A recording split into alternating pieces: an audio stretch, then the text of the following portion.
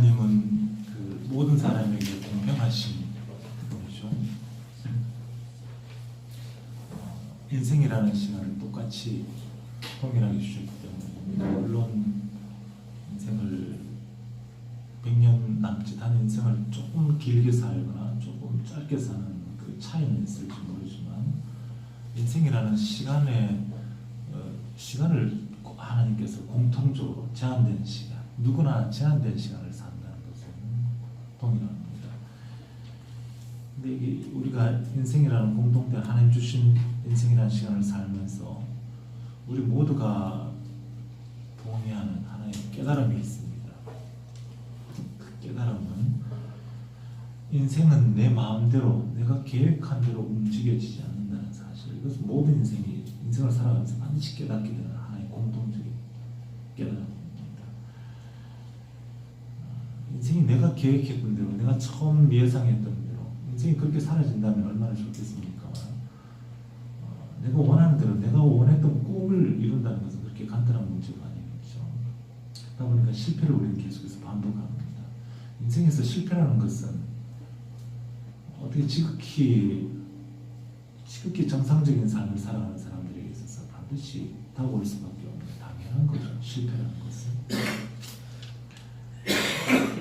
근데 이게 실패가 한두 번이면 괜찮은데, 우리의 삶에서 실패가 계속해서 반복될 때, 계속해서 좌절과 실패를 반복해서 또 반복할 때, 바이러스처럼 어느 순간에 절망이라는 것이 내 인생을 확 덮쳐올 때가 있습니다. 난 뭘 해도 안 돼. 이 실패를 한두 번 경험하는 사람에게는 실패가 성공의 어머니라는 말이 이해가 갈 거예요. 하지만 계속해서 실패하는 사람, 뭘 해도 인생의 계획대로 되지도 않고 계속해서 실패를 반복하게 될 때, 바이러스처럼 절망이라는 단어가 우리의 인생을 확 이렇게 퍼지면서 지배하는 그런 경험을 하게 됩니다. 그러다 보면은 한 사람의 언어는 그 사람의 상태를 표현하는 가장 기본 바로미터가 되는 척도죠. 언어의 변화가 일어납니다. 어느 순간부터 하나님에 대해서 혹은 타인에 대한 원망과 비난, 부정적인 언어가 입에서 자연스럽게 나오기 시작합니다. 누군가를 비난하게 되고, 자기의 실패가 누군가의 요인에서 출발했다라, 자신의 실패가 하나님의 도우심이 없었다라, 그러니까 하나님과 타인에 대한 계속해서 비난, 원망, 그리고 부정적인, 난 뭘 해도 안 돼, 나 같은 사람이 뭘 해서 뭐 하겠어, 이런 부정적인 언어가 그 사람을 지배하게 됩니다. 혹은 누군가에게 자신만 부정적이 되는 것이 아니라 타인도 부정적으로 보게 되죠. 당신이 뭘 할 수 있겠어? 내까지 이렇게 했는데 뭘 할 수 있겠니? 부정적인 언어가 타인에게도 이렇게 나오게 되죠. 이 언어가 부정적으로 변하는 것은 이게 그 사람이 처음부터 그렇게 된 것은 아닙니다.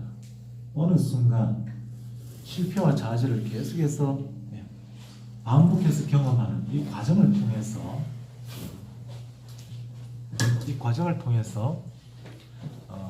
어느 순간 자신도 모르게 가장 먼저 나타나는 실패가 반복되는 인생에 있어서 가장 먼저 나타나는 증상이 언어입니다. 언어가 부정적으로 변하기 시작합니다. 누군가를 용서하기가 힘들어지고요. 이 분노가 사라지지 않습니다. 이게 인생이 내 마음대로 되지 않기 때문이죠. 내가 원했던 대로 되지 않기 때문입니다.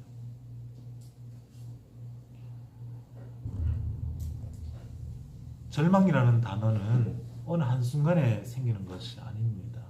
절망이라는 것은 끊임없는 실패의 반복 속에서 나타나는 바이러스처럼 퍼져버린 나의 상태를 표현하는 단어가 바로 절망이라는 단어입니다.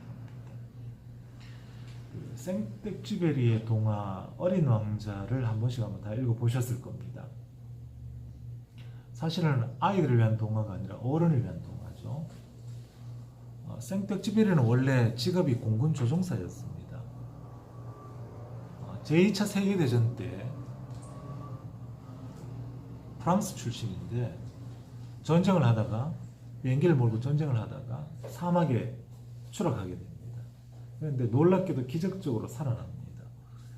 이 생텍쥐페리가 사막의 한가운데에서 살아났지만 그 기쁨도 잠시 굉장한 그 두려움과 절망에 빠집니다. 왜냐하면 사막의 한가운데였기 때문에 사막에서 살아날 수 있는 가능성은 거의 없습니다.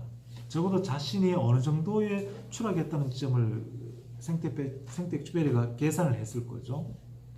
아무리 가까워도 약 200km에서 300km를 벗어나야만이 사막을 벗어날 수 있다는 그런 계산을 하게 되죠. 그러니까 절망이 확 몰려옵니다.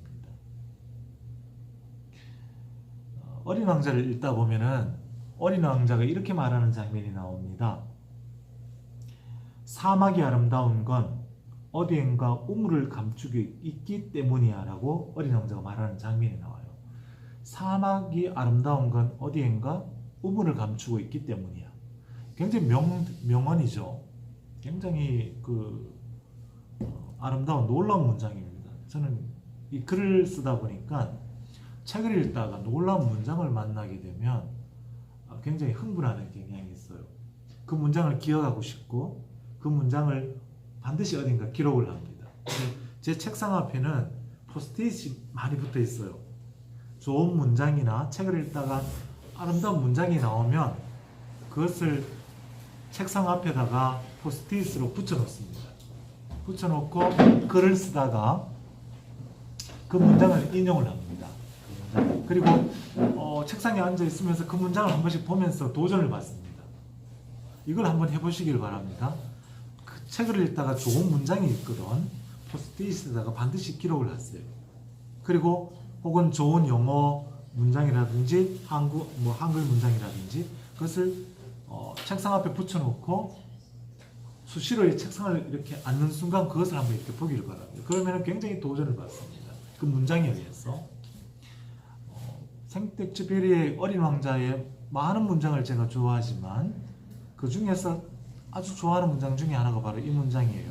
어린 왕자가 한 말. 사막이 아름다운 건 어디엔가 우물을 숨기고 있기 때문이에요. 이 말을 굉장히 좋아합니다. 그런데 이 문장이 생텍쥐페리가 이 문장을 어린 왕자에 넣을 수 있었던 것은 자기의 경험에서 우러나온 것이었습니다.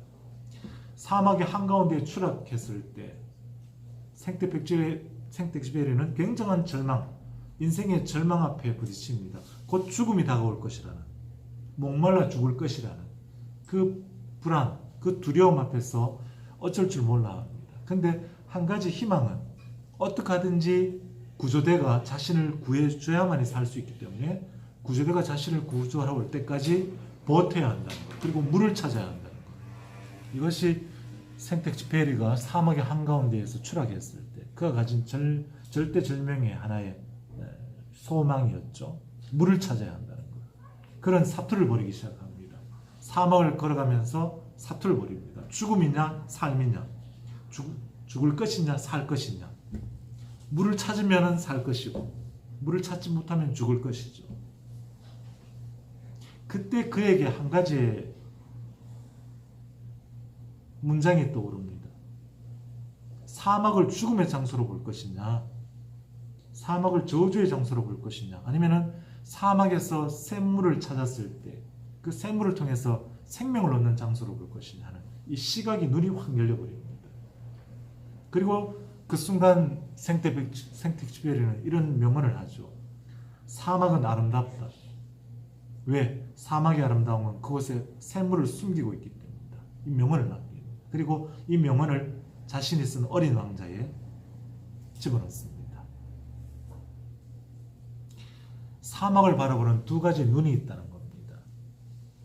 저주받은 땅이라고 여기고 절망에 주저앉아버리는 사람이 있고, 사막에 숨겨진 그 오아시스를 바라보면서 희망을 갖는 사람이 있다. 동일한 사막인데, 동일한 모래 사막인데 그 사막을 바라보는 두 가지의 관점에 따라서 한 사람은 살 수 있고 한 사람은 죽을 수 있다.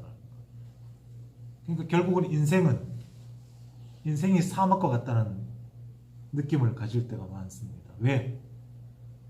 사막이라는 것은 궁핍한 곳을 의미합니다. 사막은 당연히 궁핍한 곳이죠. 사막에서 풍요를 꿈꾼다는 것은 가능하지 않는 것이잖아요. 사막은 당연히 궁핍한 곳인데 그 궁핍의 한가운데에서 사막을 어떻게 볼 것인가, 자신의 인생을 어떻게 볼 것인가 하는 것은 생각과 관점의 차이입니다. 인생은 사막처럼 불만족으로 가득 찬 생애이죠. 자신의 뜻과 계획대로 움직여지지 않습니다. 인생이 내가 계획한 대로 움직여질 수 있다면 얼마나 좋겠습니까? 그런데 우리가 어느 정도 인생을 한번 살아봤지 않습니까? 인생이 내가 계획한 대로 이루어지는 경험은 거의 없을 겁니다. 불만족으로 가득 찬 곳이죠, 인생은. 그러다 보니까 어떻게 사느냐, 인생을 어떻게 사느냐 하는 것은 결국은 환경의 문제가 아니라 생각과 관점의 차이에서 인생은 전혀 다른 길을 걸어갈 수 있다는 겁니다. 바로 그 차이가 인생을 바꾼다는 거죠. 그 차이. 인생을 어떻게 볼 것인가 하는 그 차이가 내가 살아가는 인생을 바꿀 수 있다는 겁니다. 어제 그 막내 아이가 아빠, 작곡가가 되고 싶기는 한데 음악에 재능은 없는 것 같아요 라고 솔직하게 저한테 얘기해 줬어요. 제가 얼마나 기뻤는지. 이제야 주제를 아는구나. 왜냐하면 우리가 뭔가를 하고자 할 때는 자기의 주제부터 파악하는 것이 가장 중요합니다. 우리가 가원 소명교회를 시작한다? 그럼 우리의 주제를 파악해야 합니다. 우리의 신앙의 상태를 파악하고 시작하는 것이 가장 중요합니다. 자신의 주제를 파악한다는 것은 이제 첫걸음을 걸을 준비가 되었다는 거예요.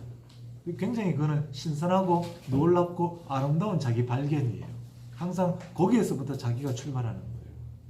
자신이 자신을 정확하게 이해하는 것에서부터 무엇이든지 출발점이 이루어집니다.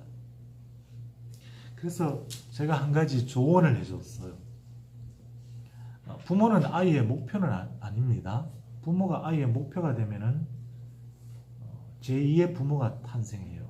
하지만 부모는 아이의 목표가 아니라 아이의 하나의 그 방향성은 될 수 있어야 된다고 봅니다. 그래서 하나의 방향을 제시해 줬는데 어떤 방향을 제시해 줬냐면은 운동에는 기초가 필요하다. 모든 운동은 기초가 필요하다.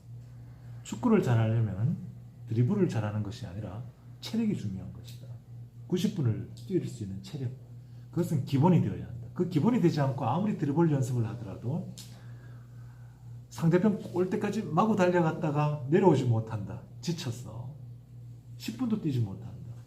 그러므로 축구에 있어서 가장 기초는, 모든 운동에 있어서 기초는 체력이다.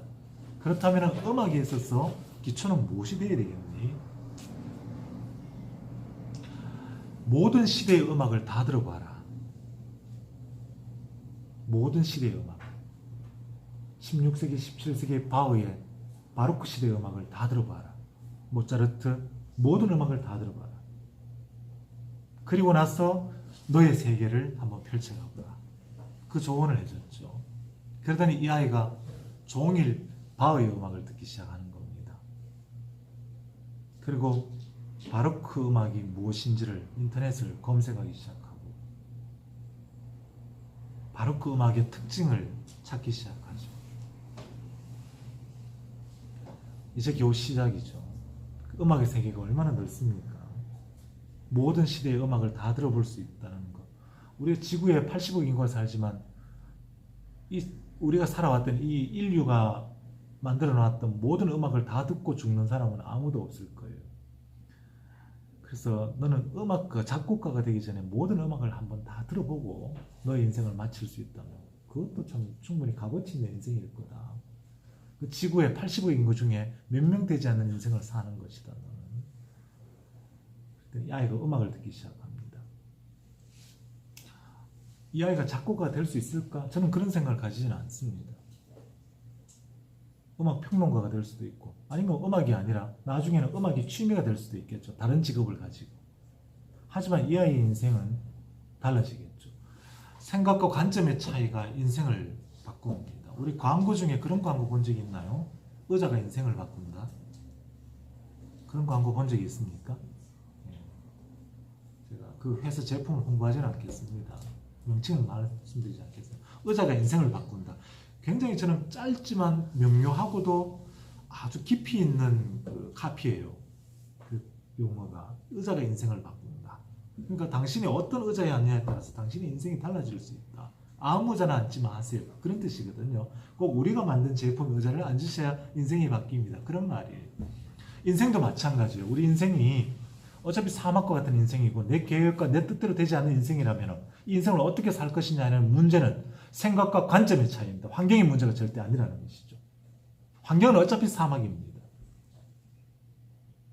아무리 걸어가도 사막입니다. 벗어나도 사막입니다. 하지만 그 사막을 어떤 생각과 어떤 관점에서 바라보느냐는 것은 전혀 다른 인생을, 그 하나의 차이가 전혀 다른 인생을 살게 한다는 것이죠. 오늘 본문에 보면은 이스라엘 백성이 이집트를 떠납니다. 근데 이스라엘 백성이 이집트를 떠났던 이들은 자신들이 원해서 떠난 것이 아니었습니다. 이스라엘 백성이 이집트를 떠나는 것은 하나님이 떠나라 하신 것이죠. 자신들이 원해서 떠난 인생이 아니었다는 겁니다. 하나님이 이제 떠나자. 너희들에게 새 땅을 줄 테니 나를 따라오너라 라고 하나님이 요청하셨다는 거예요. 그러니까 이스라엘 백성들은 나는 원하지 않았지만 하나님이 요청하셨고 하나님이 가자 하셨으니 하나님이 책임져 주시겠지. 그건 당연한 것이죠. 가나안의 풍요를 주시겠다는 거죠. 그런데 보세요. 출애굽하자마자 다가온 현실은 풍요가 아니었다는 사실입니다. 사흘길을 걸어가는데 물 한 방울이 없는 사막의 한가운데 하나님이 이끌어내신 거죠. 당연하죠. 여기서 나올 수 있는 것은 원망입니다. 왜? 우리가 가고자 원하지 않았지 않습니까? 하나님이 원하셔서 하나님이 우리를 이끌어내신 것이 아닙니까? 그런데 왜 우리 앞에 주어진 것은 물 한 방울 없는 사막이어야 합니까? 라는 것은 이스라엘 백성들이 할 수 있었던 지극히 당연한 원망입니다. 오늘 본문 22절이 바로 그거죠. 한번 보죠. 22절을 보세요. 같이 한번 읽어봅니다. 모세가 홍해에서, 같이 읽죠. 모세가 홍해에서 이스라엘을 인도하며 그들이 나와서 수르 광야로 들어가서 거기서 사흘길을 걸었으나 물을 얻지 못하고. 굉장히 비참한 현실이고 하나님이 가자고 말씀하신 것과는 다가온 현실은 사흘길을 물 한 방울 없는 사막의 한가운데로 하나님이 인도하셨다는 겁니다. 하나님이 인도하시는데 어떻게 이런 상황이 다가올 수 있는가? 근데 이게 점점 이 상황이 점점 더 나빠지면은 하나님을 향해서 이런 말도 나올 수 있습니다. 하나님을 믿어본들 달라지는 게 뭐가 있어? 라는 말. 이게 바로 계속해서 절망이 반복되면은 하나님을 원망하는 것은 지극히 당연한 결과가 나옵니다. 우리 인생이 내가 계획했던 대로 하나님이 분명히 인도하신다고 약속하셨는데 그런데도 불구하고 내가 원했던 계획대로 이루어지지 않을 때 가장 먼저 나올 수 있는 것은 하나님을 향한 원망입니다. 이 원망은 지극히 당연한 것이고 자연스러운 것입니다.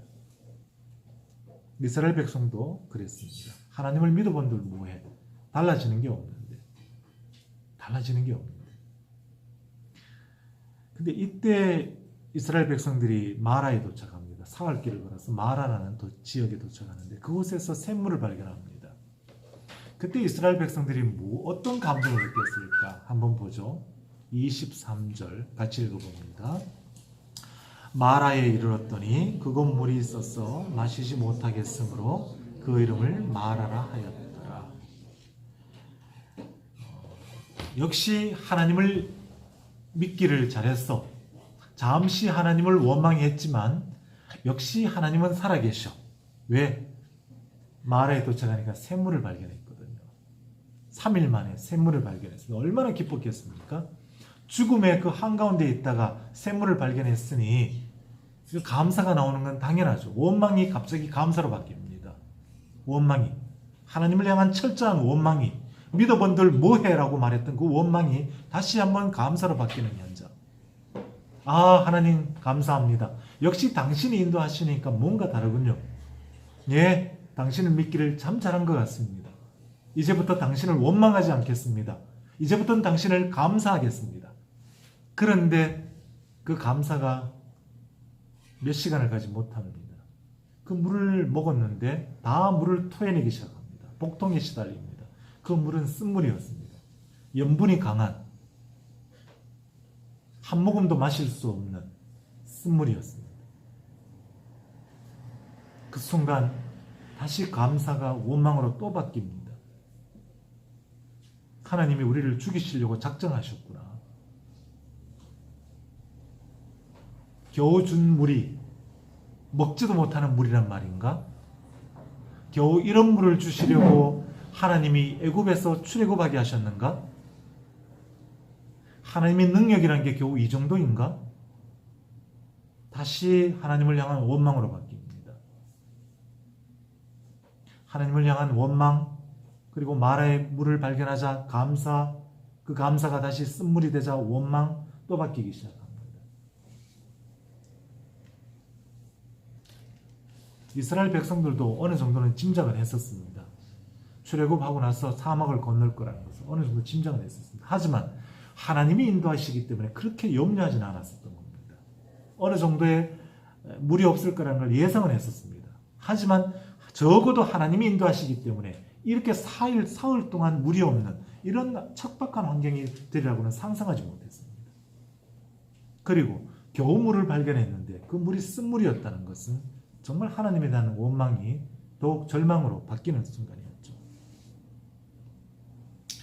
이때 모세를 사람들은, 이스라엘 백성들은 모세를 향해서 돌을 듭니다. 눈에 보이는 게 모세니까요. 하나님을 향해서 돌을 들 수는 없잖아요. 보이지 않으시니까. 만약에 하나님이 보이는 분이었다면 돌을 들었을 겁니다. 하나님을 향해서 돌을 던졌을 거예요. 그 분노가 극에 달했으니까.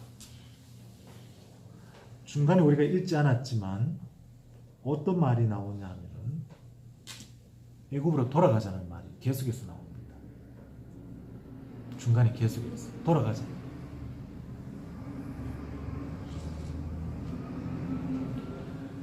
결국은 모세를 향해서 돌을 들기 시작하죠. 모세는 위급한 상황에서 하나님을 향해서 무릎을 꿇습니다.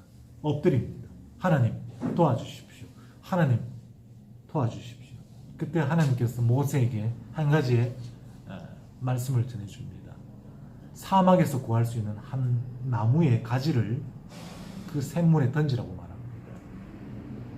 그 나무가 어떤 나무인지는 알 수 없습니다. 하지만 사막에서 구할 수 있는 어떤 나무였을 거라고 추정할 수 있겠죠.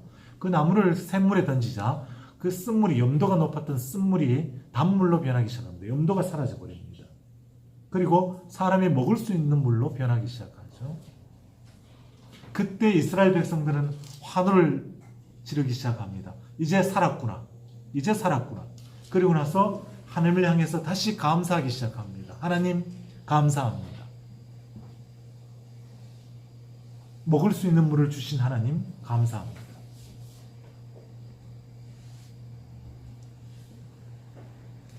원망이 감사로 바뀌었다가, 또 감사가 원망으로 바뀌었다가, 또 그 원망이 감사로 바뀌었다가, 계속해서 이스라엘 백성들은 40년을 반복합니다.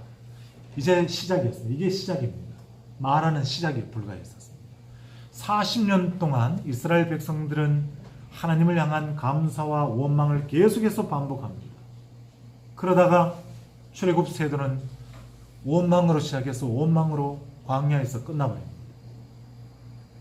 출애굽 세대의 거의 대부분, 여호수아와 갈렙을 제외한 두 사람을 제외한 모든 사람들은 광야에서 다 죽습니다. 그들이 경험한 것이라고는 하나님을 원망하는 것, 그것이 전부였습니다.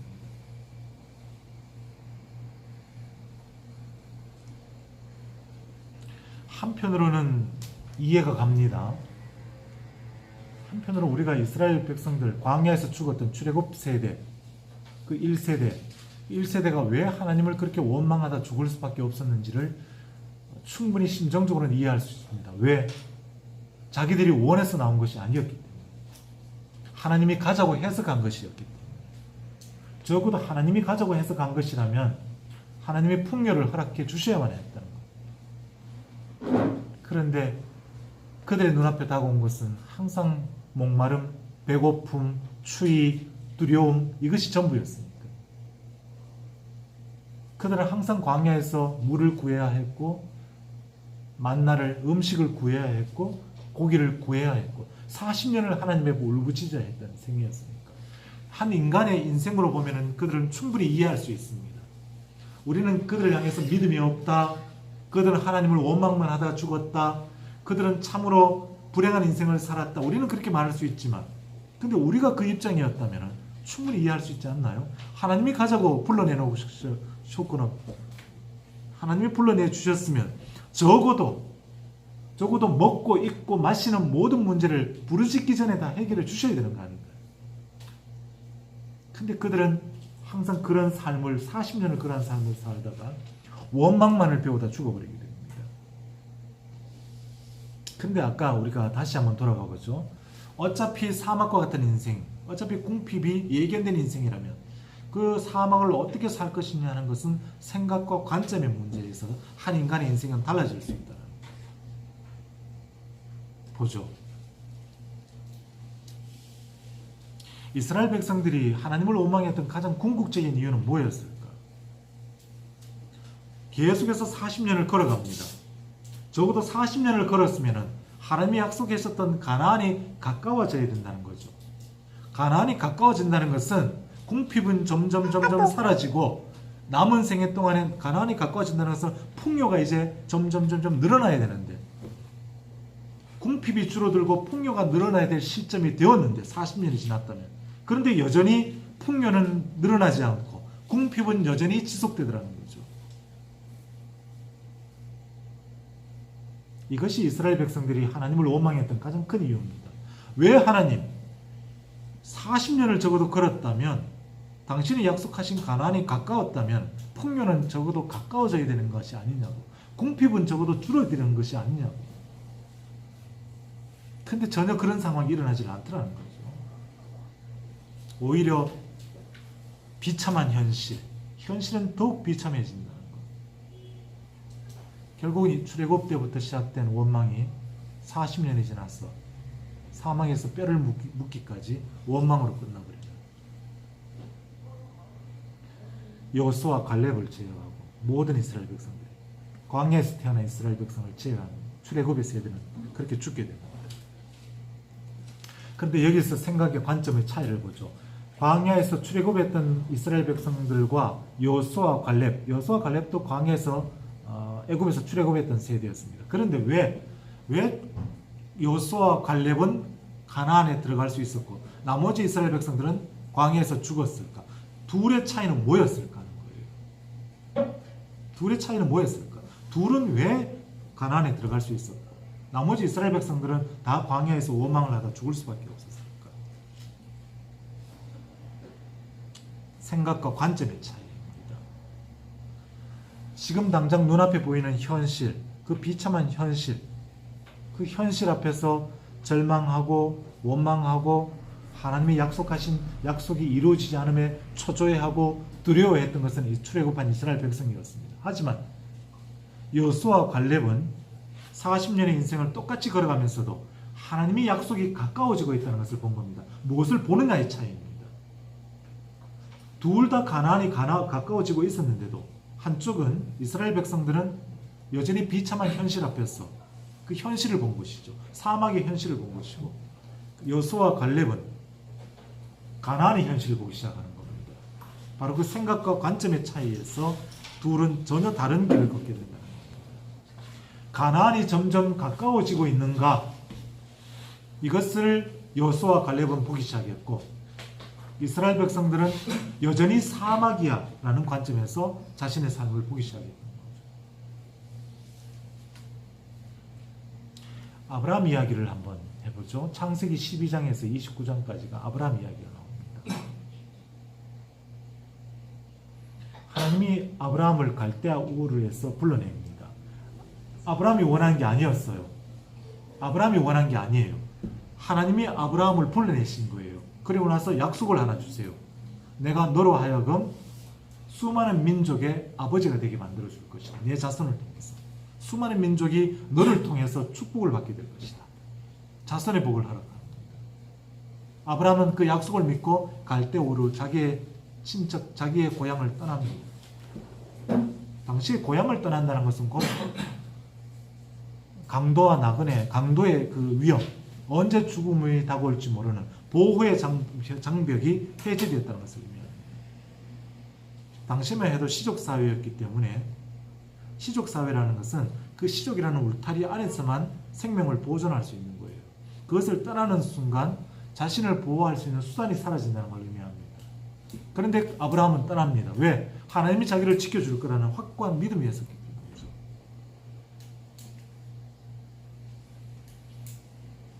그런데 아브라함의 생애가 점점 나이가 늘어나기 시작합니다.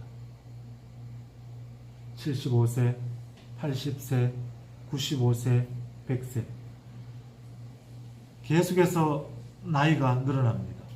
사라의 나이도 늘어납니다. 사람이 아이를 낳을 수 있는 생식의 나이는 거의 절망의 상태에 점점 가까워지기 시작합니다. 아브라함은 초조해지기 시작하죠. 하다도 안 되니까 자기의 종 중에서 가장 똑똑한 종을 한 사람을 선발합니다. 다메섹 출신의 엘리에셀이라 이름하는 한 종을 선택합니다. 그리고 그 종을 자기의 적자로, 자기의 아들로 입적하려고 합니다. 그때 하나님이 아브라함을 불러냅니다. 밤에 불러냅니다. 하늘의 별을 보여주면서 아브라함아, 엘리에셀이 아니다. 내가 너에게 약속했지 않느냐? 하늘의 별과 같은 자손의 복을 줄 것이라고. 그때 아브라함은 엘리에셀을 입양하는 것을 포기합니다. 그런데 나이가 점점 또 늘어나기 시작합니다. 두렵지 않겠습니까? 인간적인 나이가 늘어난다는 것은 결국 아이를 낳을 수 없다는 건데, 낳을 수 없는 것이 절망이 더 가까워지게 된다는 것을 의미하죠. 아브라함은 자기의 여종이었던 아내의 여종이었던 하가를 통해서 이스마엘을 낳습니다. 이스마엘을 적자로 입양하려고 합니다. 그때 하나님이 다시 한번 아브라함을 밤하늘의 별을 보게 합니다. 저 하늘의 별처럼 수많은 자손을 너에게 허락할 것이다. 아브라함은 이스마엘을 내어보냅니다. 자기의 적자로 받아들이지 않게 되죠. 이 과정이 계속해서 반복됩니다. 이 과정이 반복되는 가운데에서 아브라함은 하나의 놀라운 믿음 위에 서게 됩니다. 자신의 나이를 보지 않기 시작합니다. 사라의 나이를 보지 않기 시작합니다. 아이는 하나님이 약속하셨다면 그 아이는 사라와 자신의 나이에서 나올 수 없다는 그것을 받아들이기 시작합니다.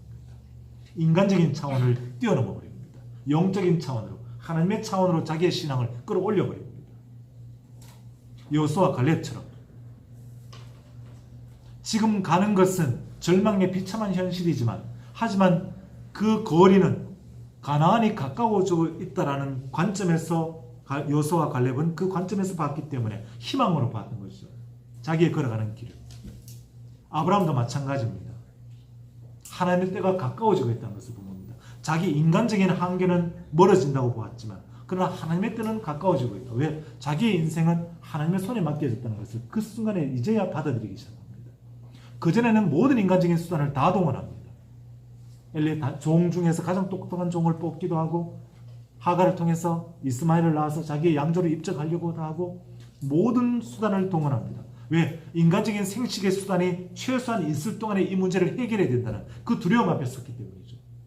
하지만 인간적으로 한번 생각해 보면 그것은 저라도 그렇게 했을 것 같아요. 인간적인 생각에서는. 왜? 아이를 낳는다는 것은 생식의 문제죠.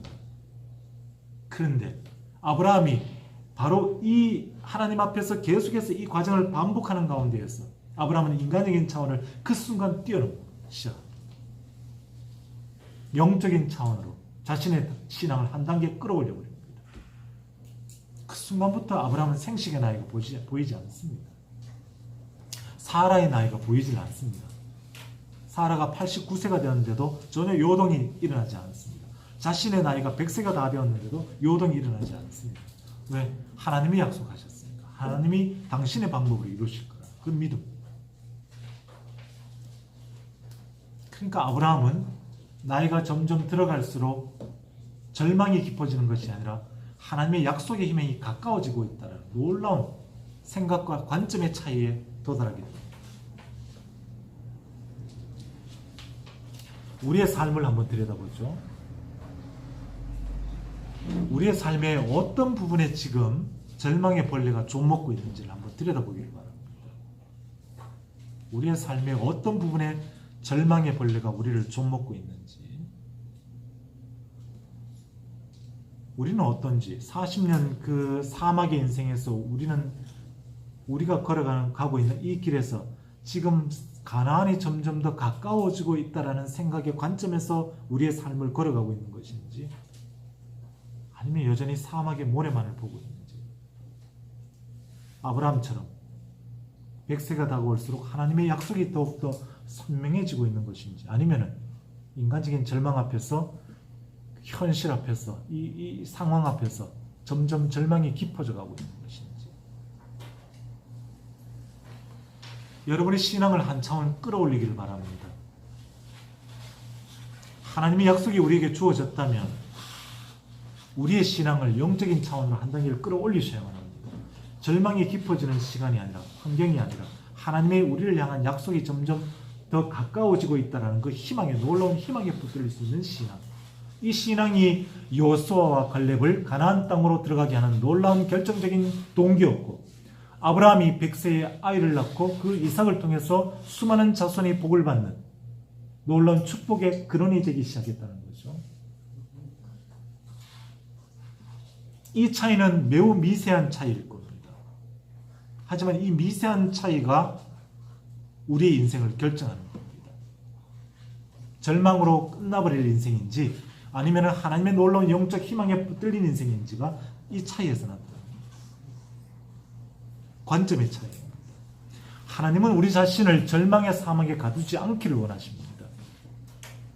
여호수아와 갈렙처럼, 아브라함처럼 현실의 인간적인 조건, 상황을 뛰어넘어서 영적인 절망에 빠지지 않기를 하나님이 우리에게 원하신다는 겁니다. 특히 실패를 반복하는 사람들에게 하나님은 절망에 빠지지 않기를 요청합니다. 이스라엘 백성처럼 40년을 절망과 감사를 반복하다가 끝나버리는 그런 인생을 살지 않기를 원하신다. 우리가 인생을 환경이나 어떤 인간적인 상황 안에서 자기의 삶을 들여다보기 시작하면 일희일비하게 됩니다. 조금 더 상황이 개선되는 것 같으면 감사하고 마라의 우물처럼, 이스라엘 백성처럼 사흘길을 물 한 방울 없다가 마라의 우물을 발견하는 순간 어떻게 해요? 감사가 터져나오죠. 하지만 곧 원망으로 바뀌어버리지 않습니까? 어떤 상황 안에서 상황의 어떤 변화를 놓고 우리의 희망을 거기에 놓고 있다면 우리는 계속해서 일희일비합니다. 기뻤다가 또 상황이 나빠지면 슬펐다가, 상황이 조금 좋아지면 기뻤다가, 감사가 나왔다가, 상황이 조금 나빠지면 원망하고 비난하고 절망했다가 계속해서 왔다 갔다 하기 시작할 겁니다. 하지만 이 차원을 넘어야 합니다. 이것은 인간적인 차원이에요. 이 차원을 뛰어넘어야만 합니다. 이 차원을 뛰어넘을 때 하나님의 약속을 보게 되는 것이죠. 나를 뛰어넘는 하나님의 약속, 인간적인 상황을 뛰어넘는 하나님의 약속을 보게 되는 겁니다.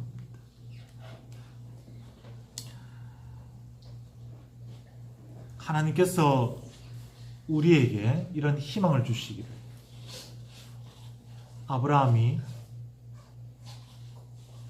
끊임없이 절망하고 인간적인 환경, 상황 앞에서 절망할 때 하나님이 아브라함을 불러내셔서 밤하늘의 별을 보게 하시고 그 자손의 약속을 또 상기시켜 주시고 또 상기시켜 주시는 것처럼, 하나님께서 우리가 걸어가는, 여러분이 걸어가는 이 신앙의 삶의 길에서 지치고 힘들 때마다 당신의 약속을 계속해서 상기시켜 주시기를 기도합니다. 그렇게 해서 마침내 인간적인 모든 상황을 뛰어넘는 영적인 신앙으로 우리의 신앙이 한 걸음, 한 단계 더 뛰어넘는 성숙한, 그리하여서 어떤 인간적인 비참한 상황의 한계 앞에서도 굴하지 않고 절망하지 않고 당신의 약속을 붙들고 희망 안에서 살아갈 수 있는, 그리고 누군가에게 당신의 살아가는 삶의 이유가 무엇입니까? 그 상황 속에서 하나님의 희망을 말해줄 수 있는, 그것이 바로 신앙인의, 승리하는 신앙인의 능력이고 역사인 것입니다. 그 능력을 하나님이 우리에게서 보고 싶어 하신다는 겁니다. 그 신앙의 능력을 믿음으로 승리하는 인생, 승리하는 가정이 될 수 있기를 바랍니다. 다시 한번 강조하지만 영적으로 한 단계 우리의 신앙을 성장시킬 수 있는, 영적인 절망에서 벗어나서 하나님의 약속의 희망 앞에 자신을 내어 맡길 수 있는 그 믿음까지 자랄 수 있기를 바랍니다. 계속해서 일희일비하는 그런 인생으로 더 이상 우리의 인생을 낭비하지 않기를 바랍니다. 그 인생은 감사와 원망이 수없이 교차했던 이스라엘 백성들의 40년 광야의 인생의 교훈에서 우리는 충분히 그 교훈을 얻을 수 있어야만 합니다. 그 교훈이 우리의 인생을 변화시킬 수 있어야 하는 것이죠. 믿음으로 승리하는, 영적으로 성장하는, 그런 영적인 절망에서 벗어나서 영적 희망으로 자신의 인생을 끊임없이 변화시키게 하는 능력의 인생이 될 수 있기를 주의 이름으로 축원합니다. 기도하죠. 하나님 아버지, 어떤 관점에서 우리 신앙을